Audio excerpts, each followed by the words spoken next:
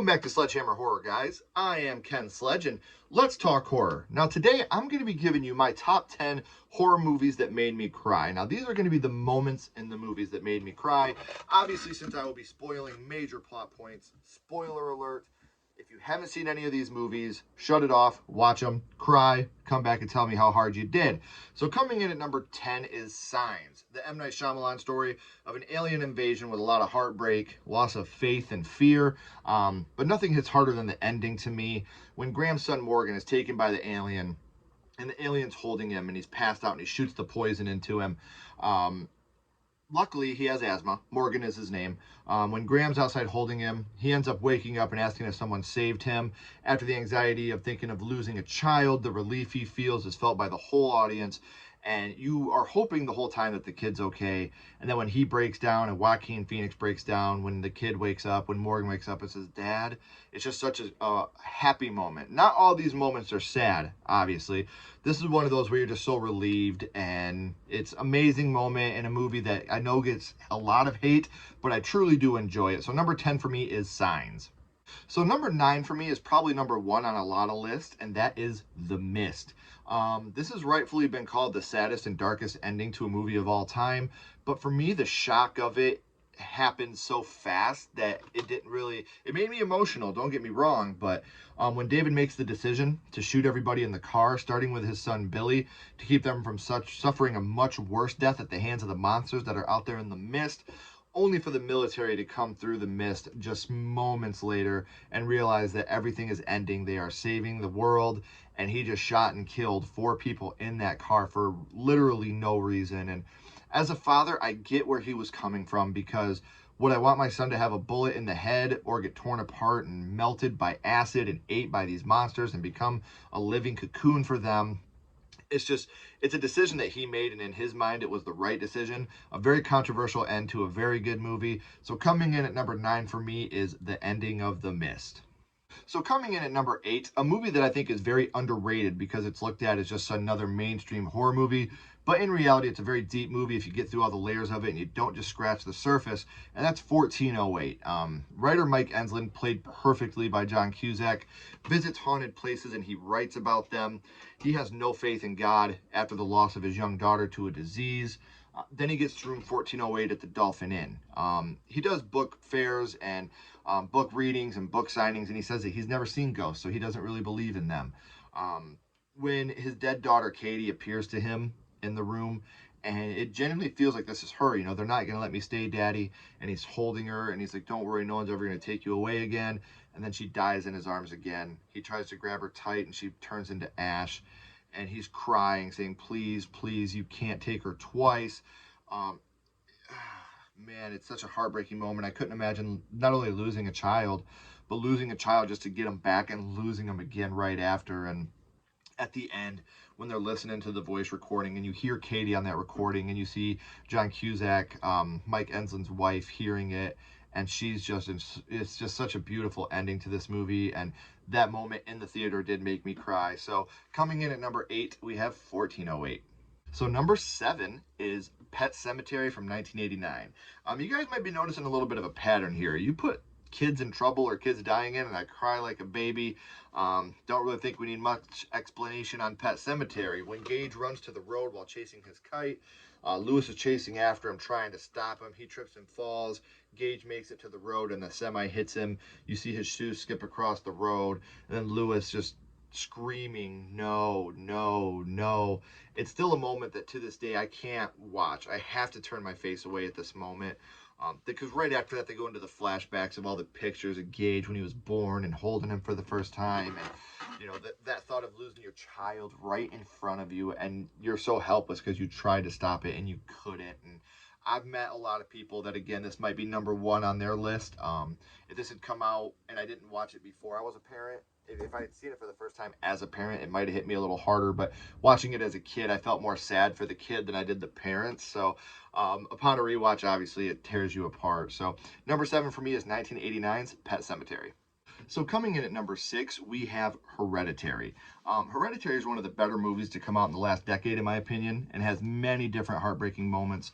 But after Annie, the mother, finds Charlie, who is her daughter's decapitated body, in the car, and she's just screaming how she wants to die in her bedroom. I think everybody watching this movie felt that part, and how much it was just so heartbreaking. And Toni Collette gave the performance of a lifetime throughout this whole movie.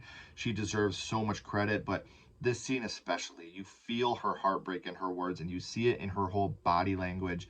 In a movie full of absolutely devastating moments, Hereditary, this is the one for me that really stuck out the most. I mean, oh gosh, even just thinking about it, it's such a heartbreaking scene, and she's just crying and begging to die. And so, coming in at number six, a movie that if you haven't seen, what are you doing? It's Hereditary. So we are at the halfway point, number five. And number five for me, it was a toss up between the beginning and the end. So I'm going to go with the ending of A Quiet Place. When monsters that hunt by sound kill off most of the people on Earth, we follow the Abbott family and figure out how they survive. And like I said, the beginning starts off with 4-year-old Bo getting killed by a monster. Could have easily been on this list as well. What Reagan blames herself for this, and we find out throughout the movie that her father Lee and her—they're not really estranged, but he doesn't tell her he loves her as much as he should. Her brother lets her know, if you still love her, you need to tell her because she doesn't think you do. She blames herself, and she thinks you blame her. And at the end, when they're getting attacked in the truck, and Lee stands up after being attacked by one of the aliens, and he throws down his hammer. I believe it's a sledgehammer. It's an axe, I think. He throws it down on the ground. They hear him. They look up at him, and he looks at her, at Reagan in the truck. He says, "I love you. I've always loved you." And then he starts screaming, and the monster comes to get him. And that ultimate sacrifice that he makes to protect his kids that he loves so much, and Reagan being able to know that he loves her, and he's telling her, "I've always loved you. It's always been there. It's never gone away.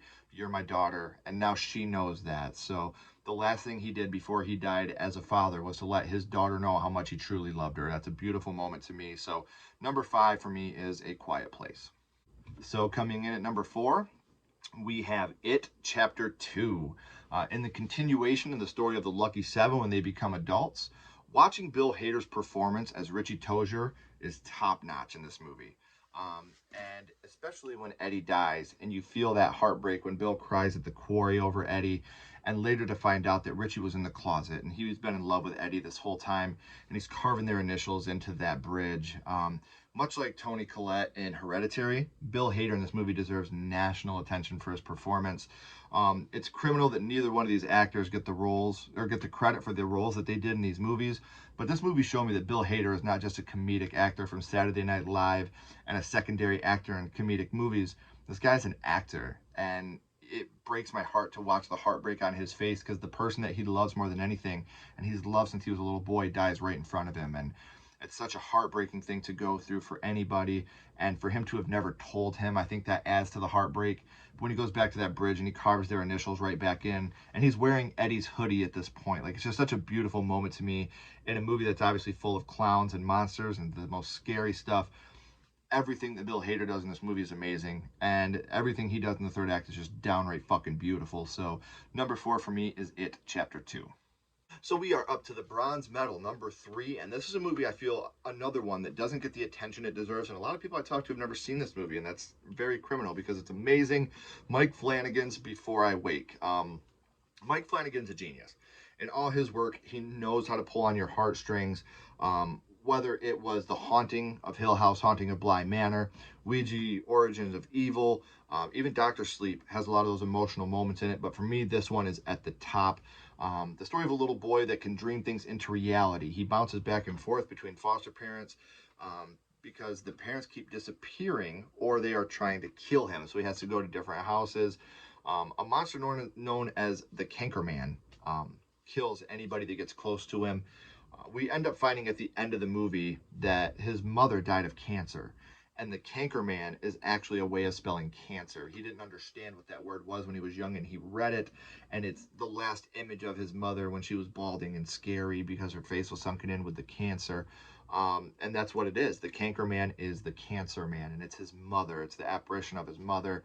And the revelation of the last image is just so beautiful when she hands the butterfly. The foster mother hands the butterfly to the Canker Man, and they embrace each other, and it turns into the little boy, and you realize it's all over now. And This is a movie that I can't do any justice in a little scene that made me cry moment. So you need to watch this movie, Before I Wake by Mike Flanagan. Amazing movie, amazing actors, amazing actresses. Keeps you on the edge of your seat the whole time. So Before I Wake comes in at number 3, but it is a criminally underrated movie. If you haven't seen it, you should definitely check that one out. So now we are at the silver medal, number 2, and this is the newest movie to come out on this list, and that is Come Play. Oliver is a nonverbal autistic child that uses an iPad for communication. A monster named Larry lives in the iPad, and it's always watching him. And Larry wants to take Oliver into the iPad. Larry just wants a friend. If you touch Larry, if you hold his hand, he takes you with him. Um, at the end of the movie, after all the running, finally Sarah, who is Oliver's mother, extends her hand to Larry. Larry takes it, and Sarah dies and goes into the iPad. Now, with him having autism, Oliver, he doesn't look people in the eyes. And Sarah's always upset that she never gets to look him in the eyes. And as she's holding his hand, Oliver looks her in the eyes, and she's just so ecstatic. I love you, Oliver. I'll always be there to protect you. Well, Oliver at the end is playing in the living room, and we see his dad coming down the stairs because Oliver's spinning around. And he's like, "Oh my God, Larry's back."